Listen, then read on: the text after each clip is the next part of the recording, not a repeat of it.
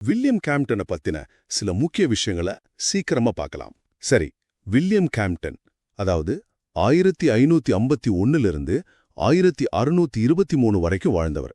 இவர் யாருன்னா, ஒரு முக்கியமான ஆங்கிலேய பழம்பொருள் ஆய்வாளர், வரலாற்று ஆசிரியர், நிலவரைபட நிபுணர், அப்புறம் வம்சாவளி சின்னங்கள் பத்தி தெரிஞ்ச ஹெரால்டு. முக்கியமா பிரிட்டன், அயர்லாந்தோட ஆரம்பகால வரலாறு, புவியியலையெல்லாம் ஆவணப்படுத்தினதுல இவரோட பங்கு ரொம்ப பெருசு. முதல்ல கேம்ப்டனோட மிக முக்கியமான படைப்பு பிரிட்டானியா. இது 1586ல லத்தீன்ல வந்துச்சு.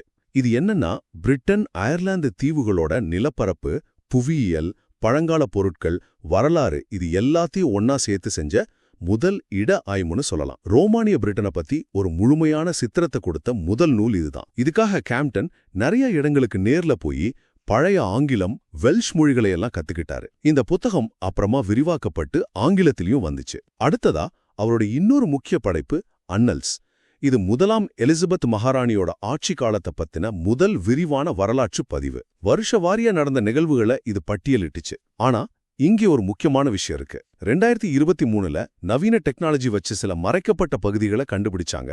அதுல என்ன தெரிய வந்துச்சுன்னா, கேம்ப்டன் ராணி எலிசபெத்தோட வாரிசு நியமனம் மாதிரி சில விஷயங்களை அடுத்ததா வந்த முதலாம் ஜேம்ஸுக்கு சாதகமா கொஞ்சம் மாத்தி எழுதியிருக்காரு. கடைசியா கேம்ப்டன் ஒரு கல்வியாளராகவும் இருந்திருக்காரு. வெஸ்ட்மின்ஸ்டர் பள்ளியோட தலைமை ஆசிரியரா இருந்த பின்னாடி ஆயுதக் கல்லூரியில கிளாரன்ஷெக்ஸ் கிங் ஆஃப் ஆர்ம்ஸ் அப்படிங்கிற ஒரு பெரிய பதவிக்கு வந்தாரு.